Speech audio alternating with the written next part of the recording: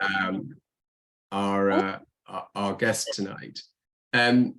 He WhatsApped me a few minutes ago to say that he was going to be 10 minutes late. So I apologize for that on his behalf. I don't know if he's caught in traffic, but we thought we use that time both to introduce him. So by the time he arrives, he will have been introduced, which might also save him some blushes. But also just very quickly, even before that, to just explain what the kind of theme behind our 3 spring lectures, what the theme that we thought we'd try to explore. I don't know if do you want to just put that up on again, Peter, just to remind people who's coming. I mean, apart from Alejandro, who I'll introduce in a moment, we're also going to be joined on the 9th of March by Christine Allen, who many of you will, if not know personally, know as the director of CAFOD. And then on the 30th of March by Andrew Teal, who's the head of theology and chaplain at Pembroke College, Oxford.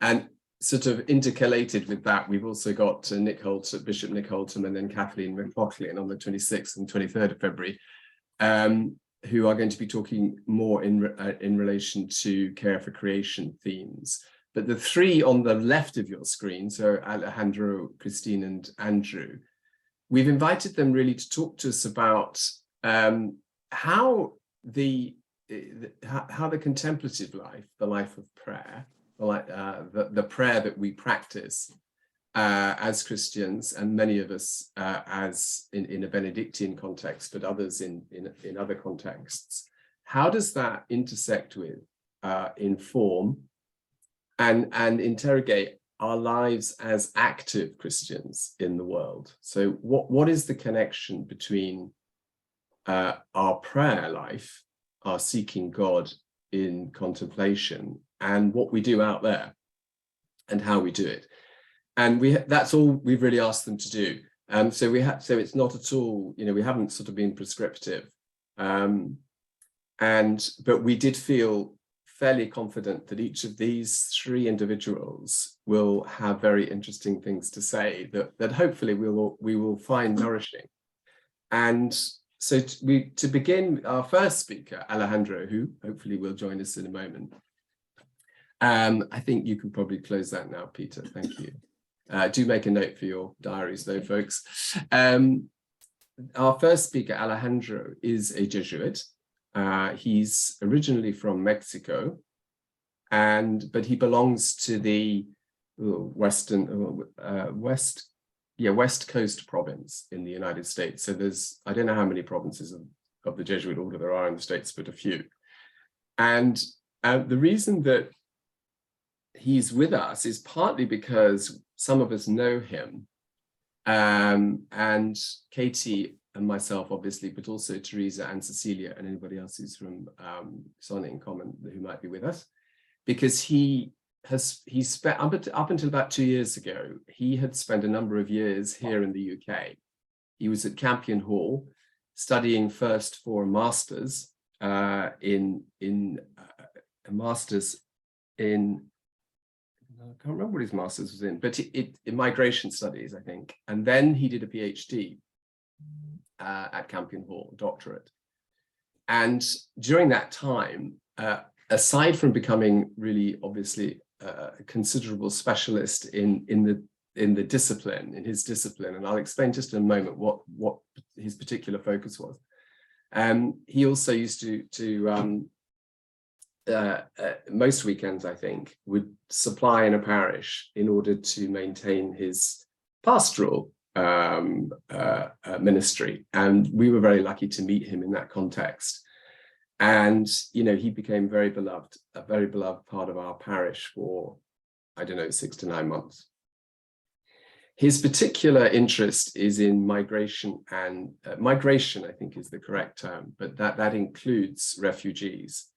And his fieldwork was carried out in Central America, particularly in Mexico, and on the up to the US border. And he is interested in how the provision or lack of provision of services available to people who are on the move affects how they behave and their experience of what it's like to be on the move. And I know that some of some of the field work that he's undertaken I think is quite disturbing and difficult. And obviously he's had to integrate that into his life as a Jesuit. He's currently, when he left the UK, when he got his doctorate, after he received his doctorate from Oxford University, he went to Boston College, which is where he currently is as part of the social work faculty, and where he continues his studies, his research, but is also a teacher. And so we're hoping that he will talk to us a little bit, both out of the context of a Jesuit Ignatian spirituality, but also in relation to the work that he does and the field that he's engaged in. One last word on this, and then is that, of course, many of you, I don't know if you know, but probably most of you do, that the Jesuit order, since the, I think the 70s, when Pedro Arrupe, a famous superior general of the order, began this particular ministry, the Jesuits have, for the last sort of, I guess, 40 to 50 years, had a very particular interest and devotion and service within the context of migration and refuge, the world of migrants and refugees. So the Jesuit Refugee Service, which is run by Sarah Tether here in the UK, is part of a kind of global service, which is called the Jesuit Refugee Service. And that was, I was just about to run out of things to say, and here he is. Alejandro. I am here. Hi, you're so welcome. We're here too. And I've managed to spare you blushes by introducing you. I didn't actually say enough nice things about you, but anyway. Well, it's all lies, okay? It's all lies. Don't believe a word this man is telling you about me. Alejandro, the introductions having been done, it really just remains for me to introduce you to all the people here. So they're mainly it's members of the lay community of St. Benedict, but we're absolutely thrilled to be also joined by people who are not members of the lay community, including some from St. Michael, Sonning Common. Perfect. Yes, Christine is here, and Cecilia, and also some from the parish at Worth Abbey. So anyway, without further ado, Alejandro, over to you. Oh, sorry, actually, one last word. Peter, please correct me if I'm wrong, but I think once Alejandro is going to speak, I think for about 30 minutes, however long it is. After that, we'll just have a bit of time for questions, observations. And the way I think that's going to run, Peter, is that we ask you if you wouldn't mind at that point just pressing your button and raising your hand electronically. You find a virtual hands up button on your Zoom taskbar, so that will pop you to the top of the screen, and we'll see that you're wanting to ask a question. Yeah. Tim will ask you to unmute and speak. Yeah. So be prepared. But now, Alejandro, can I hand over to you? And thank you so much for coming. It's wonderful to see you. Thank you very much. Thank you very much to all for having me. I offer you an apology for being late, but I'm here. I'm very happy and honored to spend this time with you. Probably Tim say a little bit about me. I'm a Jesuit. I do migration work. These past month, I've been at the border, U.S. Mexico, and it's still a mess. Politics around migration is complicated, but we will try to do something, or I will try to share with you some of my reflections around the gospel, and around, in a way, as you were framing, what does it mean to be Christian in this world? Tim, I wonder if I can have Rice to share my screen, if I may. Is that possible? If not, I can do it without. No, I can do that. We'll just find you here. Right, you should be able to share your screen now, Andrew. Perfect. I saw it, Peter. Thank you. Okay. So I think there are a couple of things that it is important for me to share about being Christian in the world today. The first one is that we have to talk about Jesus. And I purposely use this image of Jesus. This is from the BBC.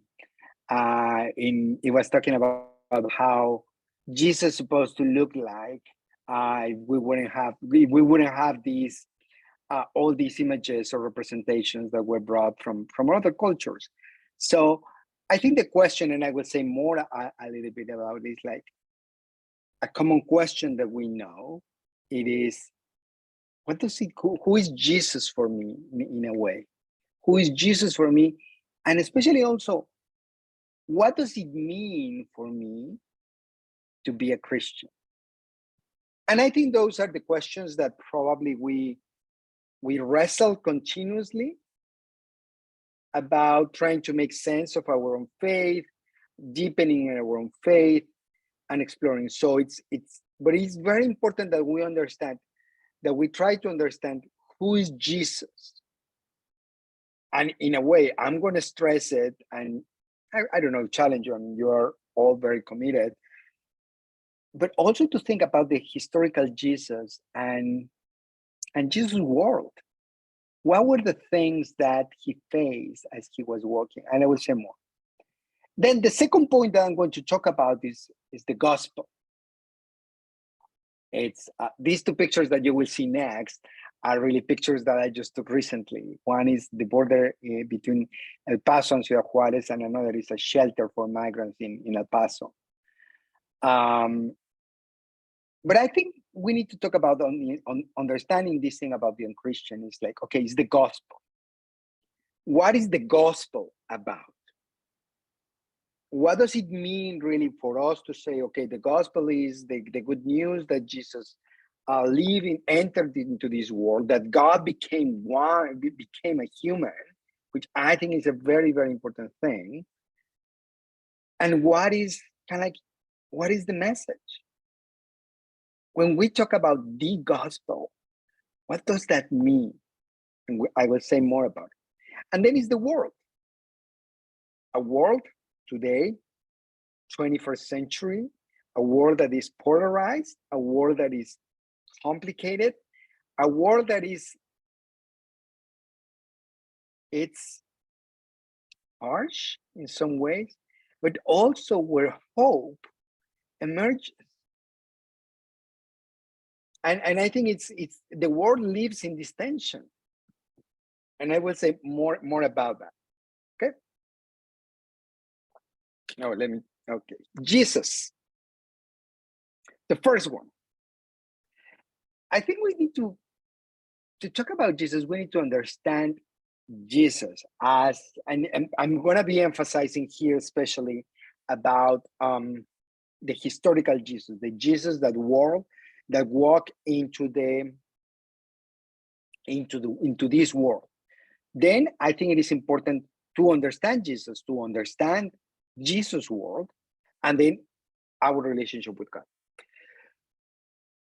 So Jesus, what we have about Jesus is, and we know all of that, it's really what we have is the gospel, the stories that come from the gospel. It's, in terms of some things that are written, it's all that we have. Accompanied to that, and I think that's the beauty of being a Christian, that's the beauty of Jesus itself and the Christian faith. Those stories that were collected about Jesus are the stories that we share, the stories that we believe, and the faith around Jesus emerges by the Christian community. People who heard about him, just like us. All of us heard about Jesus. All of us heard about what he did, the gospel, the story, whatever your favorite story in the gospel is, either if it's kind of like all these four people bringing down the paralytic into one of the rooms where Jesus was, even if it's the prodigal son, whatever. I mean, like it could be like the the woman with the bleeding that comes within the crowd and touches Jesus' tunic. Whatever story you like, that comes from the experience of the community. But Jesus, in a way, it's very important when we read the Gospels and to understand Jesus. To me, and is a key to read the Gospel, is where is he? Where is Jesus in all these stories? What is he doing? What is he saying? And in a way, which side is he taking? Jesus takes sides. So it's very important to understand in this idea of Jesus, in this experience of Jesus, what happens to Jesus? What is he doing? A second element is very important to understand Jesus' word. And here is where we have, through history, we have some records of what was Jesus' word. The gospel sometimes doesn't gives us a lot of context of what is really happening. Jesus lived in unoccupied territory. Jesus lived under the gun, under the foot of the Roman Empire.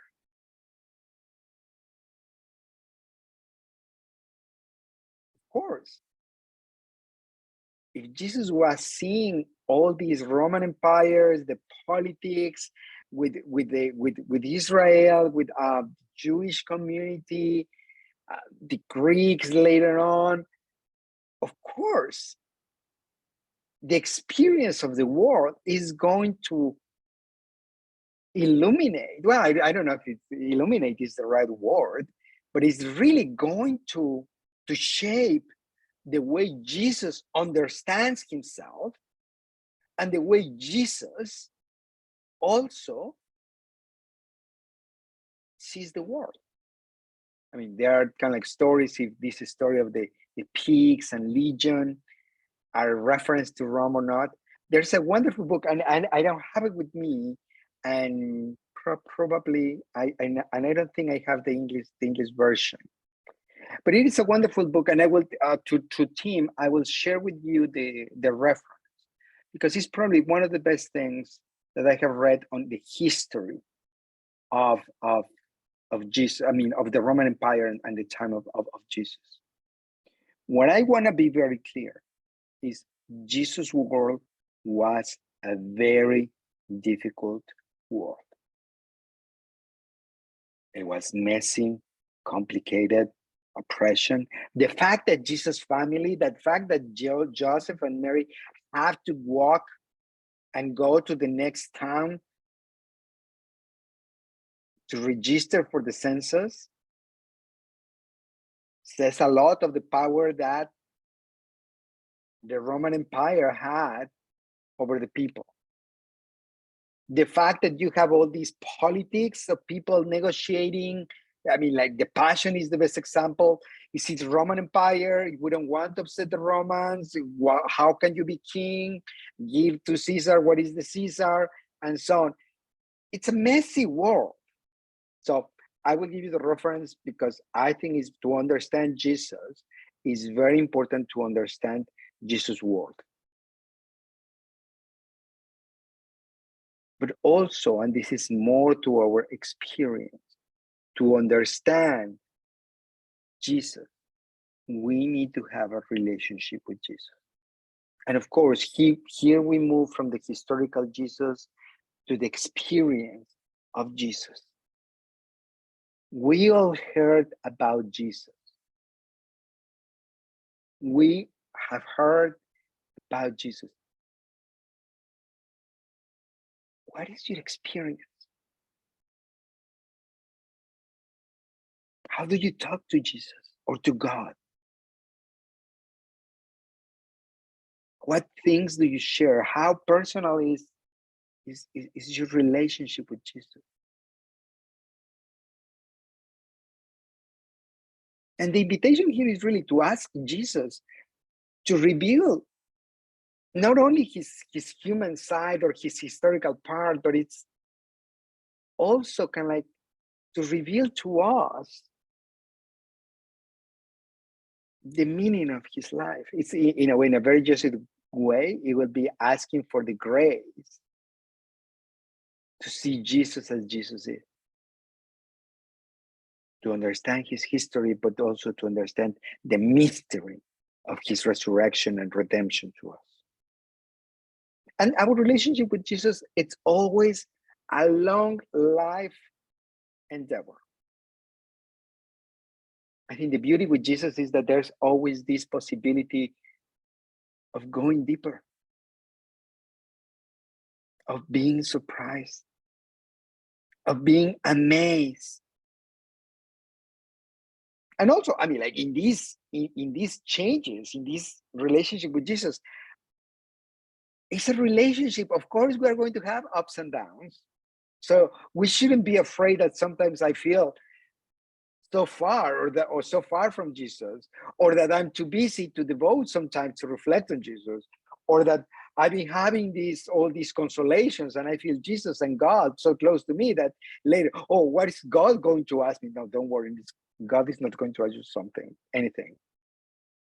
But it is kind of like, it's about our relationship with Jesus. So my point here is, how do we keep building our relationship with Jesus?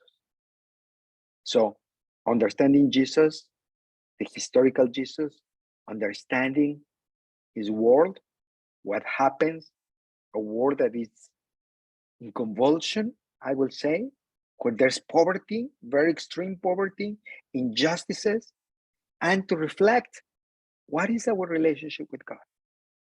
So, Jesus. Next, the gospel. What is Jesus' message? We can have the long version and read all the gospel and understand all the stories, or we can have the short version. Love God above all things, and your brother as yourself. Amar a Dios sobre todas las cosas y a tu prójimo como a ti mismo. I learned that in the catechism early on. So, Jesus' message. In a way, I don't think it's an issue, but Jesus' message is clear and simple. Then in some way, it's like, is that it? Well, that is exactly a challenge. What does it mean really to have God as the center of my life? When sometimes I feel that I have way too many competing things. In my case, grant applications to find money to do research, teaching, research, listening to story, running to say mass here and there, hearing confessions. That sometimes it's like, I mean, yes, I'm supposed to be doing God's work. I'm supposed to be doing the mission that Jesuits asked me to do. But it's like, is really God at the center of my life? Or what does it mean to have God at the center of our life? What does it mean really for me to care about the other, about the prójimo?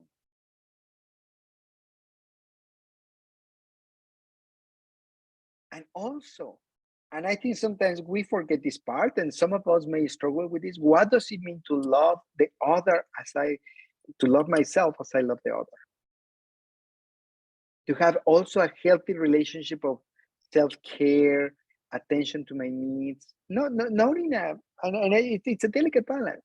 It's not egotistical, but it's a healthy way. And sometimes many of us, or some of us, neglect ourselves. Either because we don't forgive ourselves, because we are too harsh, because we said unattainable expectations on ourselves that we putting ever there to put on someone else, but we do on us. So it's this issue. So what is Jesus' message? It's simple. I think the beauty in understanding Jesus' message is really when we look at the different stories. One more time, I insist, who is he talking to? What is he doing? Which side he is taking? And of course, in that Jesus message comes the mystery of the resurrection, the mystery of hope, the mystery of hope in this very difficult world. And I think what is interesting about the gospel, those stories are the gospel, the stories that the community, the Christian community, crafts, puts together. So in a way, it is the experience of the community that gives shape to all these images, to all these stories. That's why it's very important to reflect on what does it mean, Jesus' story for me? How I make sense of all these stories that I hear. The meaning for us.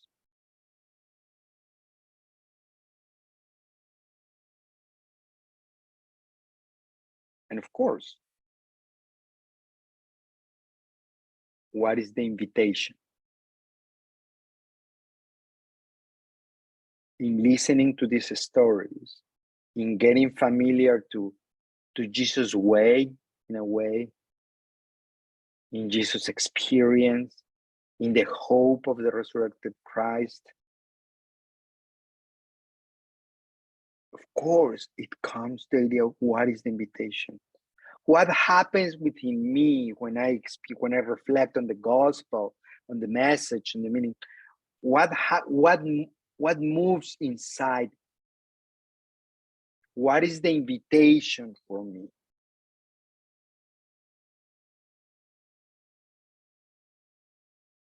Because we can receive many things, we can hear many things, but if and we can feel invited to something, but if we don't act on that invitation, then it's a nice gospel, it's a nice story, but it's like, it's the key is also to be attentive of what are the invitations that I feel.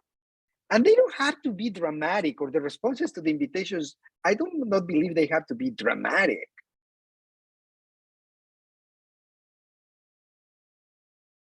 But it is, okay, what can I do? Do I believe that Jesus wanted us to have a better world, to fight, or to keep hoping or helping those who are in disadvantaged positions, or to be more in solidarity with them?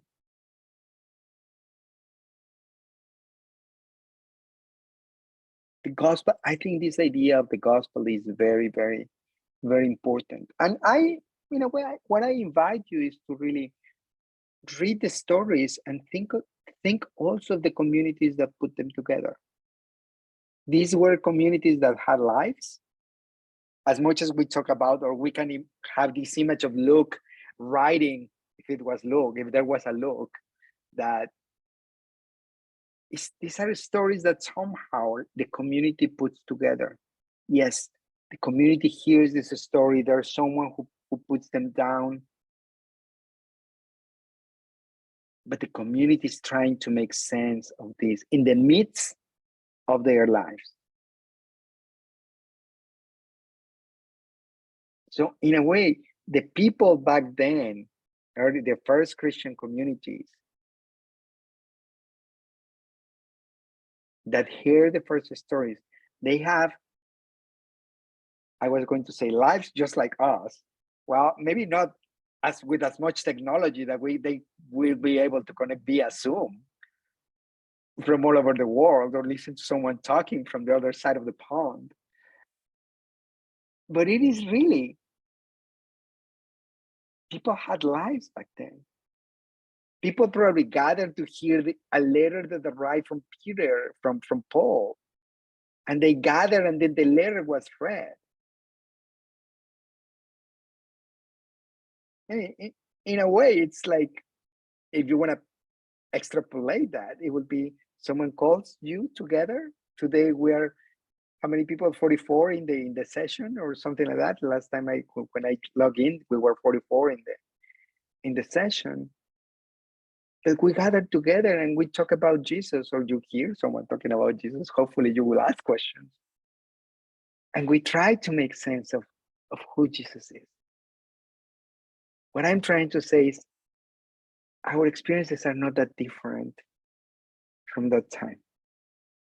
In trying to make sense of God, in trying to make sense of Jesus. So we have much more in common with those early Christians than we sometimes think. Times have changed. It's 21 centuries. Of course, things have changed. Hopefully a little bit better, but I will talk more about the world. But also, there's a great book. It's the author, another reference team that I need to give you.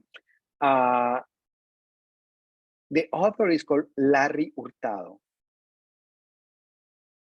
I used that book. I used that book in a course that I took that it was Christologies of the First Century. It is probably one of the best things that I have read about how the community made sense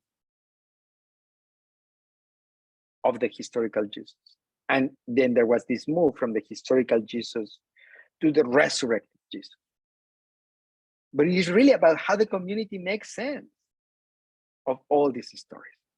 So I will send you that reference. I think it's a great book. It's a bit big, but it's, if you're curious, I mean, like sometimes you like to read those kind of things. It's very, very interesting. So our world. Let me just see if I can, yeah. So my question for you when we talk about our world today, because I mean, the topic of this talk is really how to be on being Christians in today's world. One interesting question is our world really that different from Jesus' world? We have entered a year into I think they were saying a year into the Ukrainian war, right? I mean, you are closer, and Tim is very familiar with that. I mean, we have more than 4 million Syrians displaced in Turkey. Waiting, it's 1.5 million. I can't remember the exact number, but it's waiting at the border. We have more than 700,000 migrants and people at the border between US and Mexico waiting for the opportunity to file for asylum. You have 1.5 million of Venezuelans displaced in Colombia. You have many people who have moved from Haiti to other parts in Latin America. We have, I mean, like, in a way, the Russian invasion, many conflicts in Africa, a violent world. I mean, that in the US, for example, where I live in Boston, but in a world that is violent. I mean, they were saying the US is so used to mass shooting that it's almost like, oh no, one more. That's all that they say. There's no willingness to change the politics. Yes, I mean, our world is different because of technology, because of many different things. The expectation of life, medical advances. But in terms of politics, in terms of oppression, in terms of injustices, we really can live in a world that it is similar to Jesus' world. Divided by opinion, with political interest.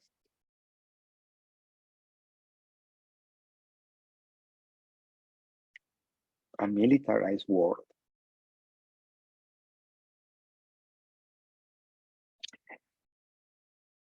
And in Spanish, we will say, la pregunta de los 64,000 pesos. The question of the 64 1,000 pesos, which was an old show when I was a kid. I'm not a kid anymore. When I was a kid, that is really, it was a show like, I mean, it was the big prize for answering a question, the most important question in the show. What to do about it?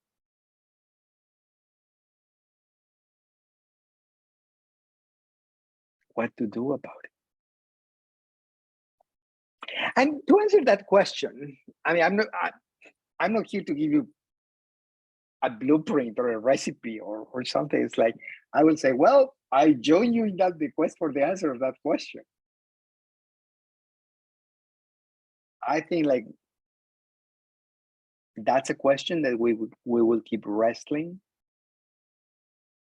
as we keep deepening our faith and our commitments of being Christian. I think what to do, I mean, the response in a way, what to do is related to Jesus, is related to the gospel, is related to our experience of being Christian. What to do in today's world, because we have all these experiences, because I know Jesus, because I see myself as Christian, because I realize that the world is a world complicated. What to do? That is a great question for our prayer. Where are you calling me, God? Jesus, where are you calling me?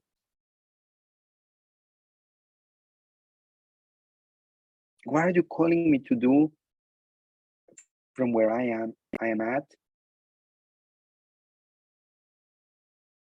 with my particular talents, with my particular interests?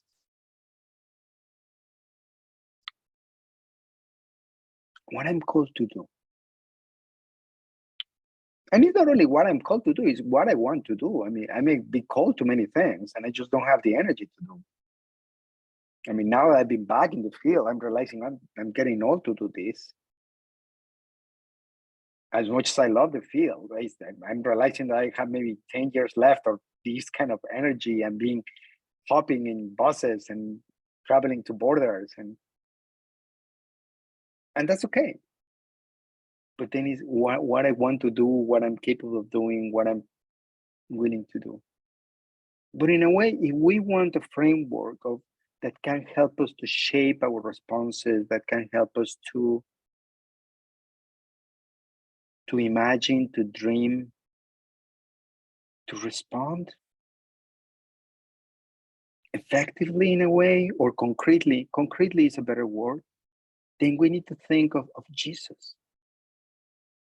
And we need to think of what Jesus did in his world. And that's why it's important to read the Gospels.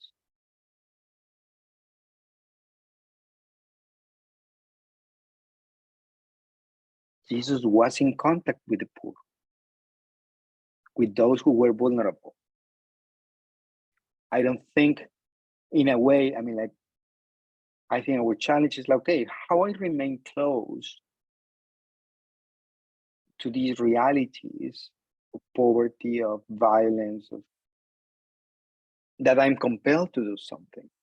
And maybe it's not that I'm going to run to, or I can run or go to visit all these other places, but maybe being informed, being educated, being involved, and supporting the best way we can from where we're at, that's one step closer. The other thing I think is very important, and I think is part of what the Christian community experience was, never to lose hope. Never to lose hope.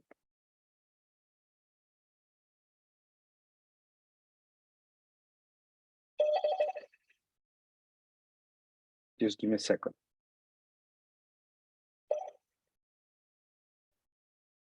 I'm trying to.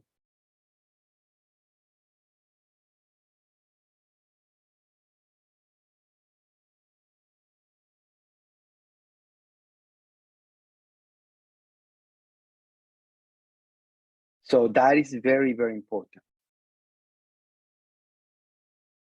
Never to lose hope, because the people that experienced Jesus never lost hope at his time. And in a way, Jesus' resurrection is what gives us hope. It's not a naive hope. It's the kind of hope that Jesus and the experience of Jesus brings to us is a different kind of hope. And it is very, very important for us to understand that part. One of the things that as I'm coming back to the field to do research among migrants and refugees. Of course, after the pandemic, of course, after all these situations with the pandemic and the restrictions. And in a way, I'm amazed. Well, let me start by saying, like, I've been sitting with Venezuelans, I've been sitting with Salvadorians. In a way, I've been listening to, it's the same stories that I have heard before. And in a way, what I've been asking Jesus as I've been listening to these stories, of course, it's the stories that we don't find livelihoods in where we live, we are forced to move, we want to move, we want a better life. The circumstances in which people move are very difficult.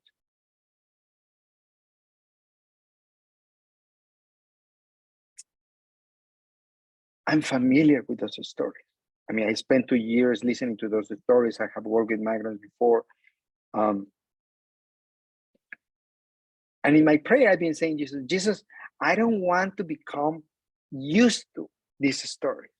I want these stories to make me feel uncomfortable. I do. I want these stories to bother me. Because if they bother me, at least I will feel guilty, even if it's out of guilt, that I want to do something, or I want to do something. Maybe guilt is not the healthiest feeling, but it is, I will feel compelled to do something.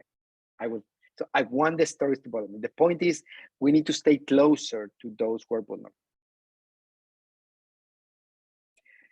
But what has been revealed to me during these months of field work, going back to the field, and I knew it, I'm familiar, but I've been amazed. And I was having this conversation with someone else. It's like a sense of awe about the hope that people have.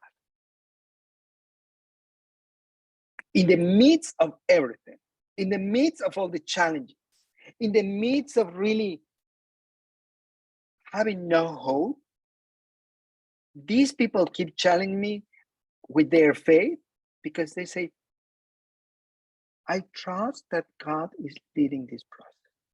I trust that God is with me. Look where I am at. And believe me, the conditions are not pretty. But the faith that the people have, the resilience,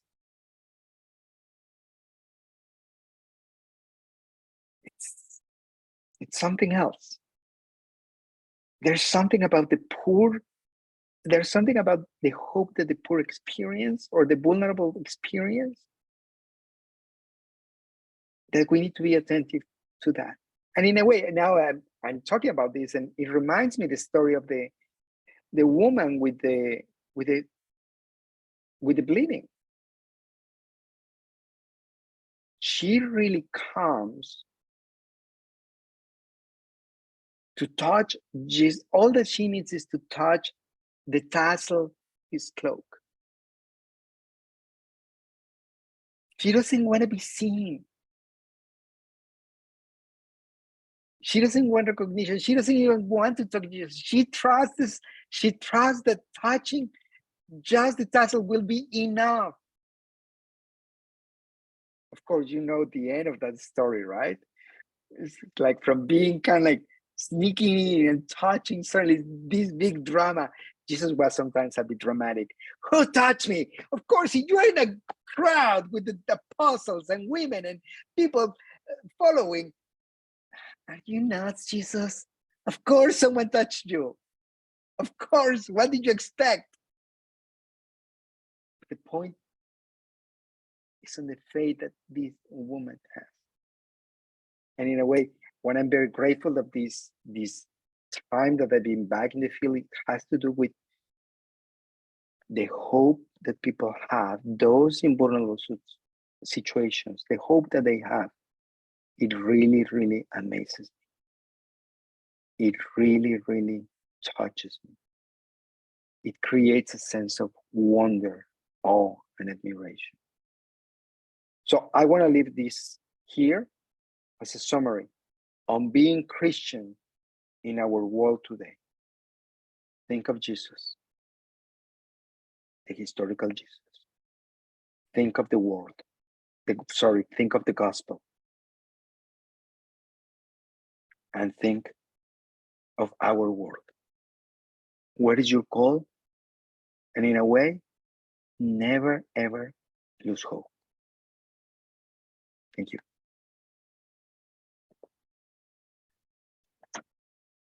Thank you so much, Alejandro.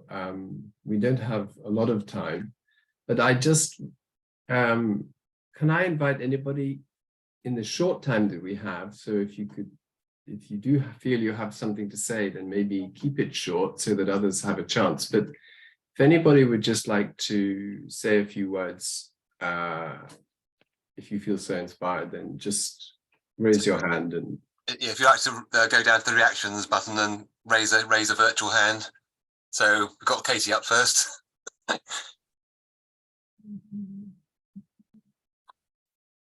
You're on mute, Katie. Oh, I'll mute myself. Alejandro, hello. It was a really, really good talk. So what I would really like is just not a very long description, but I'd like to know about the world that you were in the field, that month in the field. Just a very short description. And one of your questions that really was very poignant, really struck me is, who is Jesus for me? So if you were to take one afternoon in the month that you were on the border or working at the refugees, who was Jesus for you in that time? It's well, I've spent some time right this past month at the border between US and Mexico. I've been in both sides, on the Mexican side and the American side.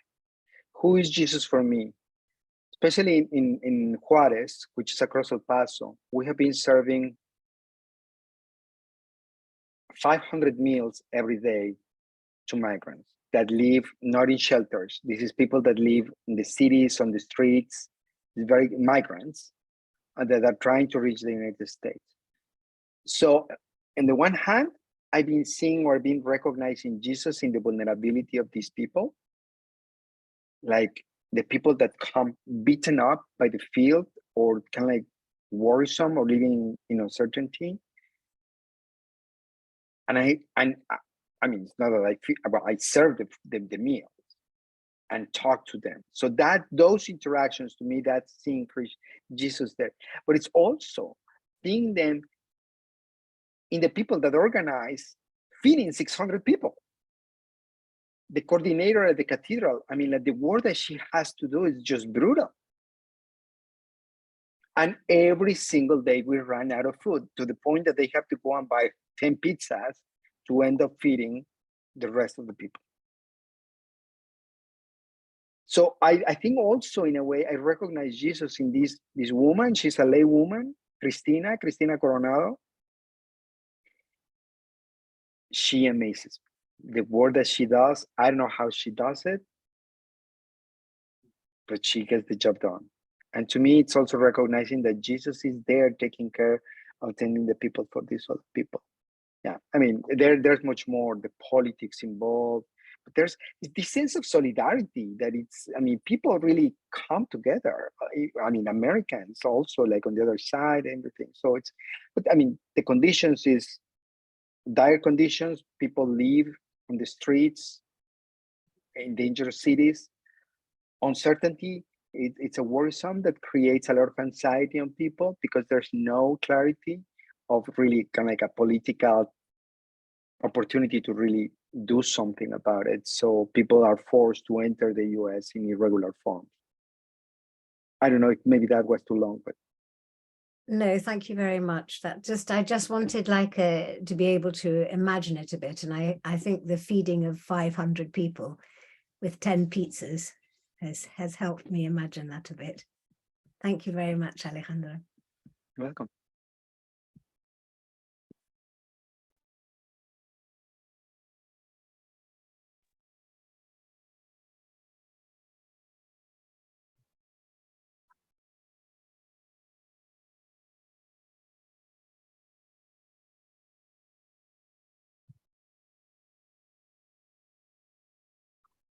Go ahead, Graham. I just wanted to ask Alejandro, well, first of all, thank you very much indeed for your talk. It's really fascinating to listen to you. Katie's just touched on it there, really, but what I was thinking was really, are there particular stories from the gospel or aspects of the gospel that have sort of inspired you or made you feel compelled? Are there particular gospel stories that have resonated with you and moved you to do your work, please? I think I have many favorite stories. Probably, I really like, the story of these people who bring down the paralytic. Because to me, these people, first of all, they are nuts to get into the roof. They destroy a house. Even if it was probably the roof was made of clay or has kind of palm, whatever structure they use, they destroy the roof. And you can imagine the scene, these crazy people bringing down someone in a stretcher or something. And of course, I can see Jesus like, what is going on here inside? You have to kind of complete all the story. So I love that story, but I love it because it's 4 people. It's not the paralytic. It's the 4 people who bring down the paralytic, who ask for the favor from Jesus. They believe that Jesus could do something. So I love that story. I love the woman with the bleeding. I think that's phenomenal because it's all the drama of after the scene. Who touched me? It's like, Jesus, please get alive. You are the star here. and this woman is just like, it was me. And it's all the things. So I think that's also, but let me share something. I think that deep down, and this is more on a personal side and part of my own experience in my relationship with Jesus. It was one retreat early on I think I was in one of the stages of my formation. One of my favorite prayers is the Anima Christi. In that experience of prayer, I was praying the prayer, and in the prayer, I experienced Jesus praying with me. So when I was really saying, within your wounds, hide me, it was Jesus also telling me, within your wounds, Alejandro, the wounds that you may have, the hurts that you may have, the worries that you may have, hide me.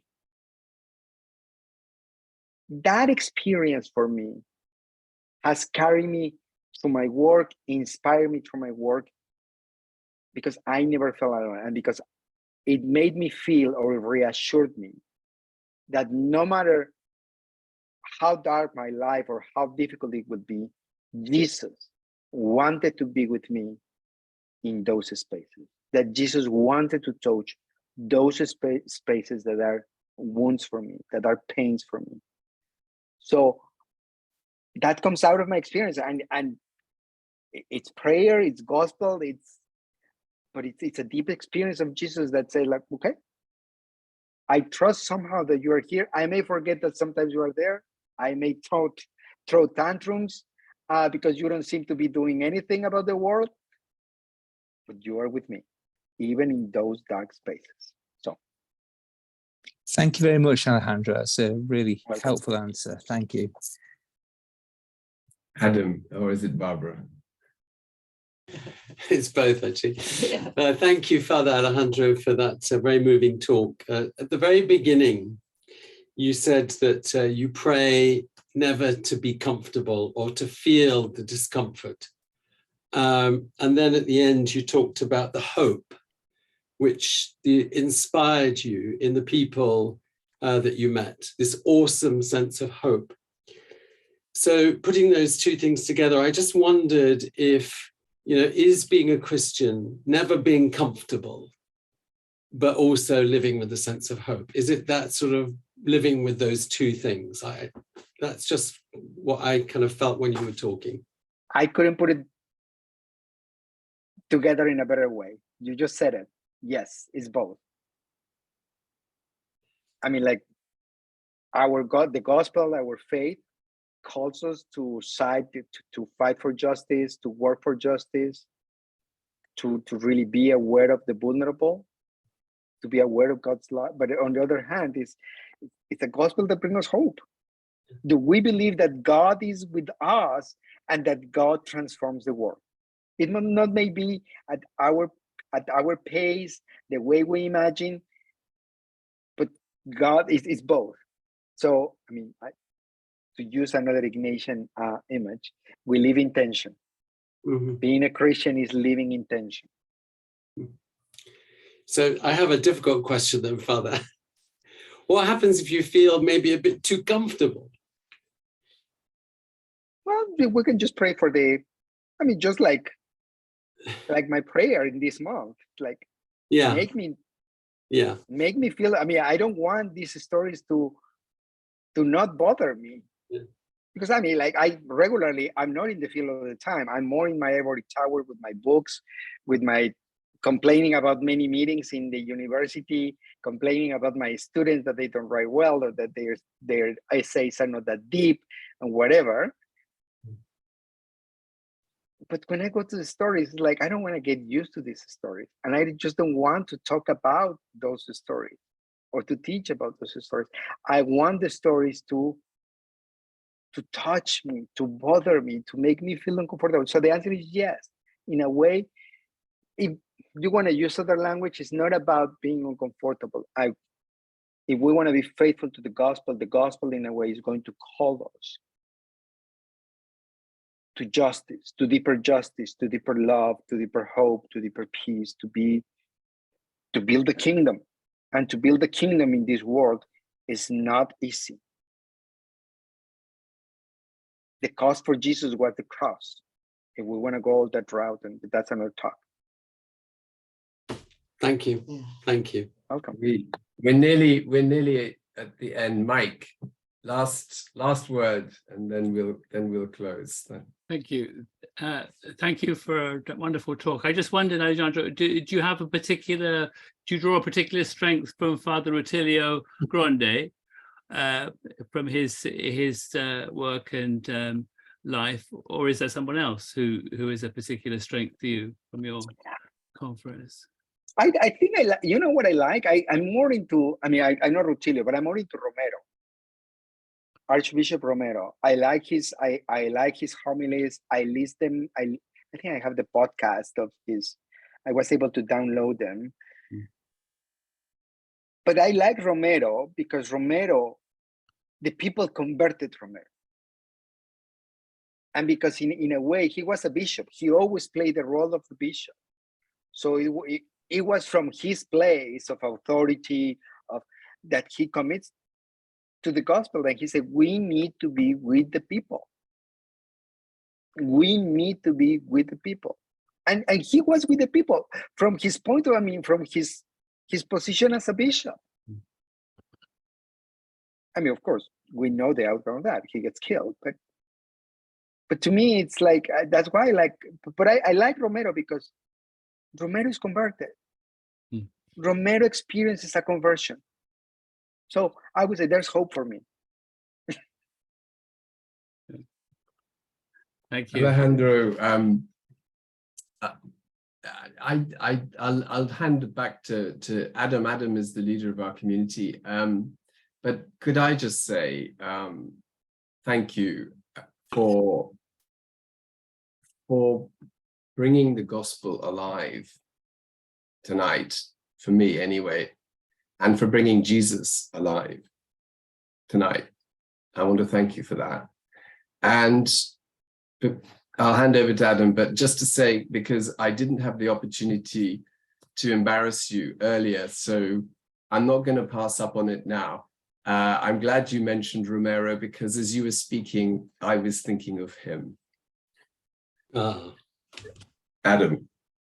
Thank you. Well, thank you. First of all, I would like to thank Tim for inviting you.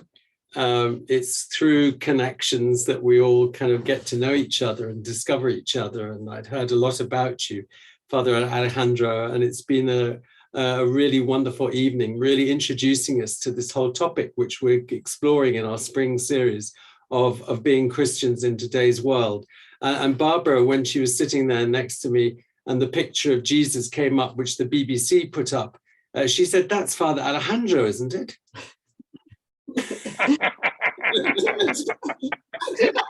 No. So somehow when they were putting together this, but you have been Jesus for us tonight. So thank you very much. And for inspiring us. And we keep you in your prayers, keep you in our prayers for the work that you're doing and for helping make people aware of the migration issues. And thank you just so much for coming tonight. So on behalf of us all, thank you. Thank you. And again, I offer you an apology for being late. Oh. No worries. Thank you. Thanks everybody for joining tonight, and we'll see you again hopefully soon.